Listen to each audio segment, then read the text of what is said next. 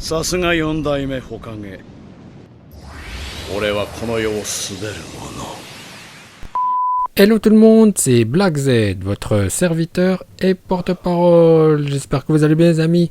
Aujourd'hui, petite vidéo où je vous apporte mon expertise professionnelle avec l'analyse du fight Sasuke vs Gaara.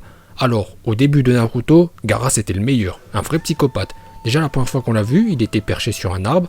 C'était pour impressionner Sakura avec qui il avait un crush à l'époque, ce qui avait marqué Sasuke. D'ailleurs, c'est pour ça que 3 ans plus tard, Uchiha Sasuke est arrivé par le plafond lors du conseil des 5 Kage. C'était pour impressionner Meterumi, Mizukage. Et oui, Sasuke ne copie pas que des techniques de combat, mais aussi des techniques de drague. Retour sur l'analyse du combat Sasuke vs Gaara. Le combat a dû être reporté car Sasuke était en retard. Normalement, il aurait dû être disqualifié, mais le Mizukage a insisté pour reporter le combat, pour laisser le temps à Sasuke d'arriver. Oui, il s'agit bien du Mizukage, car il est habillé en bleu, comme vous voyez.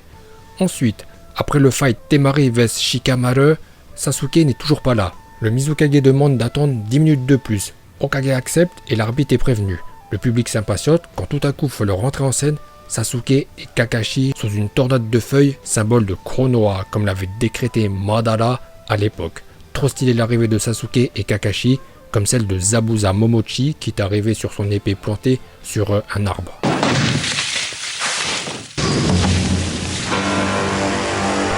Sasuke est arrivé juste à l'heure, mais on a du mal à le reconnaître, il a une vieille tête. Je sais pas pourquoi ils l'ont dessiné comme ça dans l'animé, mais pendant longtemps il a gardé une vieille tête, avec une coupe de cheveux abusée qui lui donne un air fou. Bon, après il a retrouvé une tête normale. J'ai regardé dans le manga pour voir si Sasuke avait aussi une tête chelou. Des fois on sait jamais, peut-être que Masashi Kishimoto, que je connais, avait dessiné son chapitre avec quelques verres de saké dans le nez. Et après le studio d'animation a reproduit le travail de Kishimoto. Mais non, dans le manga Sasuke a une tête normale. Donc c'est bien l'animé qui ont dessiné Sasuke sous saké. Voilà pourquoi il a une tête chelou. Sasuke arrive, le combat peut commencer. Pour rejoindre l'arène, Gaara va emprunter les escaliers, tout comme Shikamaru et Naruto, et ils vont se croiser. Gaara va croiser des ninjas adultes et les tuer sans pitié, ce qui va traumatiser Shikamaru et Naruto. Par la suite, Naruto demande à Kakashi d'annuler le combat, car Gaara est fou et il pourrait tuer Sasuke. Mais Kakashi lui dit « T'inquiète, il est prêt ». Le combat commence avec Sasuke qui lance des shurikens sur Gaara, qui va les stopper avec un clone de sable, Tsunabunshin en VO. Fini de rire, Sasuke utilise le taijutsu de Rock Lee, qu'il a copié avec son Sharingan, et ça marche. Sa vitesse étant décuplée, le sable n'arrive pas à suivre, et Gaara va se prendre une patate foudroyante qui va lui fissurer le visage. Alors Gaara veut lui enlever son sable, il vaut plus rien, il sait pas se battre. C'est comme Sasuke à la fin de Naruto Shippuden, vous lui enlevez son taijutsu, il vaut plus rien, même pas la peine qu'il participe à la guerre ninja. Le taijutsu de Rock Lee semble marcher, mais montre ses limites.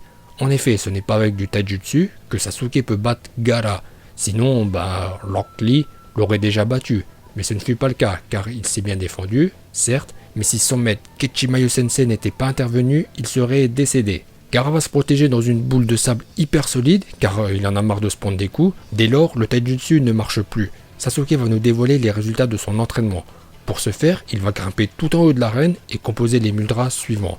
Tigre, bœuf, lièvre, singe. Il s'agit de Chidori, qui veut dire 1000 oiseaux. Car l'attaque à base de Lighton, de la foudre, fait le même bruit que 1000 oiseaux. Sasuke s'élance et perfore l'armure de sable de Gaara. Hokage va immédiatement identifier l'attaque de Kakashi. Gaimaito va nous expliquer dans le détail Chidori. Il s'agit de la seule technique originale de Kakashi. Cette technique à base de Lighton concentre une quantité de chakra extraordinaire et coupe tout sur son passage. Ce qui fait que son autre nom est Raikiri, qui veut dire tranche éclair. Car d'après la légende, Kakashi a tranché un éclair avec. Il explique tout ça sous le regard ébahi des Genin. Bon, ils ont un peu de mal à le croire. Sasuke a réussi à toucher Gaara, qui va taper une crise car il saigne. Il va essayer d'agripper Sasuke avec le bras d'Ichibi. Et là, c'était trop stylé, car on aimerait tous avoir un bras pareil.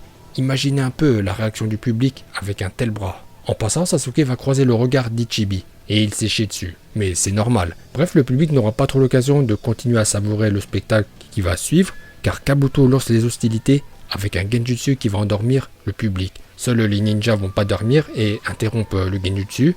Pour cela, il faut malaxer son chakra et composer le mudra suivant, tigre, et dire rupture. En VO, Kai. Voilà, il faut dire Kai pour briser le Genjutsu. Naruto se fera endormir, mais pas Sakura. Ce qui nous amène à une des meilleures scènes de tout Naruto confondu, le début de l'attaque de Konoha. Le Mizukage va regarder Hokage chelou.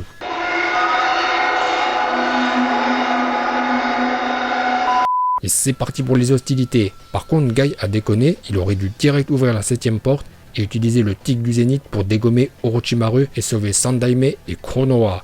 Ça aurait été réglé direct. Voilà pour l'analyse du fight Sasuke vs Gaara. Écoutez, cette vidéo arrive maintenant à son terme. Bon bah vous allez mettre votre like car mon travail est extraordinaire. Et prenez un deuxième compte Google pour liker. Allez-y, et je vous dis à bientôt.